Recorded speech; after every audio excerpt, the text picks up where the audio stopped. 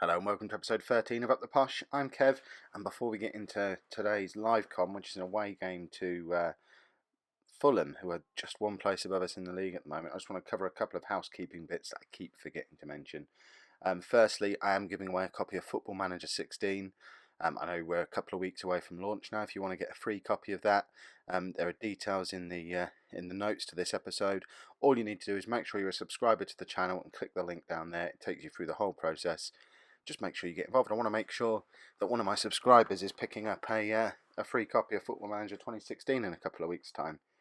And also, earlier on today, you may have noticed that I released an episode talking about my plans for my Football Manager 16 save. So make sure you check that one out as well. Again, there's a link to that in the notes to this episode. So enough of that stuff. There's a reason I don't want to get into this. It's been another miserable set of results right up until our last game. The last time you were with me was the away defeat to Nottingham Forest, and I was pretty miserable during that live com. We really did deserve to get something out of that game, and there was just nothing happening. And that run of miserable form carried on into the next game as well, where we lost at home to Swansea. Leandro Rodriguez finally did get off the mark for the season with a penalty in that match, but he then went and injured himself, and is now out 3 to 4 weeks. He did get, I think, he probably got another goal in the next game as well, but then proceeded to get himself injured. So we're without him. We then went away to Brighton. This is the game where Rodriguez got injured. He equalised in the 74th minute, then went off injured. We've not seen him since. This led to a bit of another panic signing. We've already mentioned how we brought Keane in on just before deadline day because we were very low on strikers. Well, now he's the only fit striker at the club. We're still without Connor Washington. Rodriguez is injured. Cassia is injured. So we've brought in a youngster on loan from Chelsea, who I think made his debut in this game, Isaiah Brown, 18-year-old, can play anywhere across the front four, although he's most comfortable up front, will be a leading Premier League striker in the future, and he's up there almost as good as the players we've got at the club, as good as Rodriguez, Washington, Cassia. He's not exactly setting the world alight for us just yet. It took him a couple of games to get his first goal for us, but he did get a goal in his most recent match. He's picked up an assist as well. And for an 18-year-old who's basically playing his first matches in English football, he's not doing too badly. And hopefully he's going to be able to fill that void until we get some of our other strikers back fit again. So yeah, where were we? We played Sheffield United. We beat Sheffield United in the Capital One Cup. Obviously, they're still in League One, I believe, although they are right at the top of League One, third place. But this game is known for the emergence of Joe Rothwell. This is the young midfielder who we signed on a free transfer from Manchester United after the trial match at the start of the season. We've been retraining him as an attacking midfielder, and this was his first start in the advanced playmaker role. And he got a couple of goals and had an all-round very good performance. And that is definitely a role that I'm going to be looking at using that lad in going forward, especially with the injuries that we keep picking up for all our attacking players. After that match, we're kind of on a bit of an undefeated streak. I know it's a cup game and 3 draws in the league, but we were starting to avoid defeat, which was nice. We came from behind in this match, but then actually pulled out into the lead with a carry-all goal before being pulled back to a 2-2 draw at home to Cardiff. And then in the next match, which was away to Derby, we we managed to survive thanks to 2 George Saunders penalties. We were never really in that game. It says we were 50-50 for possession and roughly equal on shots, but if it weren't for those penalties, we never looked like scoring in that game. So very fortunate to get the 2 penalties, which was enough to give Saunders the man of the match as well because of the wonderful way Football Manager player ratings happen sometimes. And it was all going a little bit wrong. But then, as is sometimes the way, all you need is a match against your local rivals, well, localish rivals. Certainly the closest thing to local rivals we've got in the Championship. MK Dons, there's so much history between these two clubs. And how satisfying was it to put 5 goals past them, especially because this was, I think, the first time we've played without any of the sulking players. Oh, in fact, yeah, because John Taylor's decided he's not sulking anymore. He's happy to stay at the club now. So he comes back into the side. But Marcus Maddison stopped turning up for training a couple of times now, and I'm just not playing him, which has led to Rolando Aarons coming into the side. And his response has been to come in and score a hat-trick against MK Dons. So I don't think we're really losing out on a huge amount by not having Marcus Maddison. He can sulk for as long as he wants. I mean, it is ridiculous that we've got this player. He played 10 games for Newcastle in the Premier League last season. Yeah, 9 starts in the Premier League for Newcastle. Another 7 games from in the Cup as well. So 17 games in total for a Premier League club. We've got him on loan now. Marcus Maddison can sulk for as long as he likes, because if he's not careful, he's not going to get his place back in the side, because Aarons is here for the season. And if he can reproduce that kind of form going for the for the rest of the season, we're not going to need Marcus Maddison to come back. And this was also the game where Isaiah Brown picked up his first goal as well, as did James Keane coming off the bench. I think he came on for Taylor, and Brown went out onto the left wing at that point. But all in all, much better performance. It was the return of Zakwani and Baldwin as a combination at centre back, and just really happy with that performance. It's a bit of a shame that we then went on the international break for a week and a half, or 2 weeks in fact. That could have gone one of two ways for us, really. In an ideal world, we've had 2 weeks of feeling on top of the world, enjoying training, getting that team spirit back, and we should go and thump Fulham, who are only one place above us in the league. At the moment, we're 17th, they're 18th. It's still early days. There's only 11 games gone, and we could still make a push back towards a playoff spot. It's not a disaster at this stage. But the other option is we could have had the excitement of scoring 5 goals past MK Dons, and then 2 weeks to sort of come back down to earth and remember where we were before that. Right, so if we now head into this live calm against Fulham, so if we hit continue, I think I've already got my team set up ready for this match. Try to be organised with that. So yeah, the big shock for this match is I'm giving Paolo Gazzaniga a go in goal. He's sort of on the same level as the other 2 goalkeepers, and they're both Anik and Lewis are letting in goals. So I don't really see the issue with giving Gazzaniga a go. He's desperate to play. He's been here over a year now. I don't think there's any harm giving him a chance. Other than that, it's fairly close to our full strength side, with the exception of the fact that we're really struggling for forwards. Isaiah Brown isn't quite fit after being away with the England under-21s. I think it was the under-21s or the under-19s. Connor Washington's still not quite fit again. And obviously the other strikers are injured. So we've got Mustafa Carriol, who's going to play up front for us in this game. He's by no means natural in that position.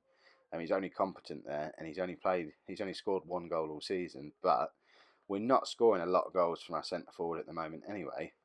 So my hope is that if he can just hold up the ball and do some link-up play to get Taylor and Aarons coming in off the wing and Nick Ross coming through from the advanced playmaker role, it shouldn't be too much of a problem that he's not an out-and-out striker. And if we are really struggling, we've got Connor Washington on the bench. He's not ideal to bring him on with his fitness. But Marcus Maddison's there as well, who can also play up front. Taylor and Aarons could probably both push up there as well if need be. So we have got options. But let's get into the match. Let's submit this team. Right, so Fulham are the favourites. Another team who are lining up the same way we are. This, what is it? I would call this a sort of mutated 4-4-2. But I guess it's a 4-5-1. This formation seems really popular, certainly in this save. It's not. I don't remember coming across it quite so often in previous FM15 saves that I've had. But most teams seem to be putting it out at the moment. So whether that's a response to something to do with the latest patch, maybe, and perhaps that made that formation particularly effective. It certainly explained our form in League One last season, if that was the case. But yeah. Been a pretty slow start to the match. 12 minutes in, we've had a lot of possession, but neither team has really created anything yet. We've had 1 shot, but it wasn't on target. Yeah, and it's I guess being away from home, we'd be quite happy with it being a fairly dull match. It's a sort of game where we just want to certainly avoid defeat because they're so close to us in the league, but ideally we just keep things quiet, nick a goal at some point, and rob it from him a little bit, which would suit me fine. Of course, I'd much prefer if we put another 5 goals in, but the chances of that happening 2 games in a row with the form we've been in are probably fairly slim. But you never know. You can dream. Oh, we didn't want that to happen though. That looked too easy, that angle. Gazaniga, I've got to put him at fault for that, because I feel like that's an angle where the goalkeeper should have been able to do something about that. It's come across him at quite a tight angle. Let's see that again in 3D. I really feel he should do a lot better about that. He's not even diving until the ball's gone past him.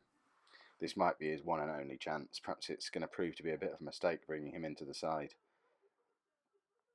He certainly can't complain of not giving him an opportunity though. Go on, John Taylor. There we go. Oh, offside. I'm hoping that now John Taylor's stopped sulking, we can start to see a return to his form from last season, where obviously you'll remember he got, what was it, 20 goals and 20 assists, or certainly something close to that. If he can start reproducing anything like that form, it will be invaluable for us going forward. But we need a goal to get back in this now. We certainly can't afford to lose this match. We need to start putting a run of games together to have any chance of getting back up towards those playoff spots that we're supposed to be aiming for. I did check the board confidence screen. They're still satisfied with my performance at the moment, but I'm sure there's only so long that we can go on being underperforming so much before they start to become a little bit restless with it. Although I still maintain, for a team fresh out of League One, your goal is always to just survive. I'm not really sure where this playoff target has come from. It can only be a result of how much we dominated League One. Oh, that's not good. That was offside, maybe? No? Felt a bit offside. I'm clutching at straws a little bit. Oh dear. It really is looking like we might not be good enough for this league, which is bizarre. I don't feel that there's that much of a gap between League One and the Championship. But yeah, that was just easy for him. Didn't put up any kind of fight there. Come on, we really need a goal now. If we can pull one back before half time, we might just stand a chance. Of course, if they score again, we may as well pack up and go home.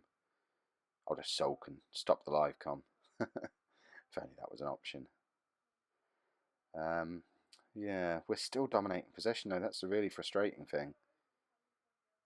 I think teams might have just worked us out. They're happy to let us have the ball in areas that aren't really a threat, because they know that they can just hit us on the break.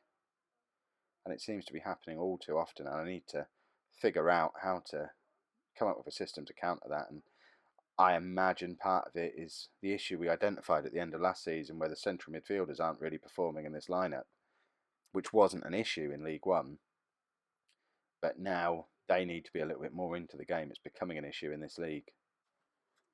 I'm going to give Carriol another 15 minutes up front, purely because I don't want to break Connor Washington when he is still on his way back from a fairly lengthy injury layoff. He's been out for a good probably 4 to 6 weeks, but we need him, so I'm going to give him half an hour, all being well. Oh, Aaron's, if that could have gone in, I might have been able to rethink the Connor Washington plan, but I've just got to throw him on now and hope this doesn't make his injury worse. That's the only substitution I'm going to make for now. Oh, this could all backfire, but we've got to go for it. And he was such an influential player last year. Remember, this was the League One Player of the Year last season. Just needs to get his head sorted and decide he wants to play for the club, and he could be a massive game winner at this level. Come on, let's have a Washington hat trick. Make him realise what he enjoys doing. He doesn't want to be sat on the bench. Go on, John Taylor. Oh, offside again. He's been hanging around with Marcus Maddison too much when they've been sulking together. He's picking up his timings for his runs. Go on, Washington. We'll put that one down to lack of match fitness rather than lack of interest. Well, I suspect it's a combination of the two. Right, let's have a goal here. Aaron's just seems like the big threat again. Right, we need to make another change. I'm not really sure what I'm going to do. I can't remember who's on the bench, actually. Who have we got? Oh, we've got Maddison on the bench. Might be time for... Oh, we've also got Rothwell on the bench as well. The youngster who got a couple of goals against Sheffield United. It might be time to give him a go. In fact, I think I am going to bring him on for Bigger Romana. And then drop Ross back into midfield and put Rothwell in that advanced playmaker role where we know he's dangerous and can get goals. Come on, think. We need something now. It's game over. Come on, Washington. We've absolutely dominated this match. I can't believe we're 2-0 down. We've had 60% possession. We've created twice as many chances as them. We've had more shots on target. We've had more clear-cut chances. Yet again, it just comes down to a couple of lapses in concentration from our goalkeeper and possibly defenders. I'm inclined to blame it more on the goalkeeper and drop him never to be seen again. And then just lack of finishing from our forwards. When you consider the amount of goals we scored last season, it's bizarre that we're struggling with scoring goals when we're creating so many chances still. But there were signs of this happening towards the end of last season. We became very reliant on Leandro Rodriguez. And even by the end of the season, we'd stopped thumping teams and we're picking up a lot of 1-0s and 2-0s. So there's something not quite right in the team, and I have no idea what it is, which I suppose that is my job as manager to figure out. Right, George Saunders is not having a good game. But who do I bring on for him? I think I'm going to bring Marcus Maddison on. Just throw everything at them. Stick him in the advanced playmaker role. Move Ross over there. And have Rothwell back in the midfield. This is about as attacking as we can go. If we can't get any kind of goal with this kind of shape, then we're just destined never to score again. We scored 5 goals in our last match. What's going on? Come on, Posh. This team aren't great. They're one place above us in the league. No. Oh, and now John Taylor's injured. He's only just come back from an injury as well. He's been back a couple of games. But that, I believe, is going to be that. Another defeat. Questions are going to have to be asked. We have to start wondering at what point am I going to be putting up an episode, perhaps over the next couple of days, where I'm talking through my sacking. And yeah, pop in the comments if I do get sacked. Should I stick with this save and see what club I end up at next? Oh, Washington's pulled one back. With a couple of, this would be ridiculous if we can get back into this game now. Just as I'm talking about my sacking party. Go on, let's get an equaliser. So many teams have done it to us this season. Now we've got 5 minutes of added time as well. Come on, Posh. Oh, that was just poor. No thinking, no creativity there. It's just lumping it at the goalkeeper. But yeah, as I was saying, in the comments, let me know if I do get sacked. Should I carry on with this save and see what club I end up at next, or should I just give up and focus on FM16? I'm inclined to keep this save going right up until FM16 launch day, but obviously the beta is happening any time now, so your thoughts would be very much appreciated in the comments. We couldn't pull it back. It's another defeat. Obviously, if you're liking what I'm doing, a like would be massively appreciated. If we can get to 20 likes on this episode, that would be awesome. And don't forget to check out the details down in the notes section for this episode about how you can win yourself a copy of Football Manager 2016. Thanks very much for watching.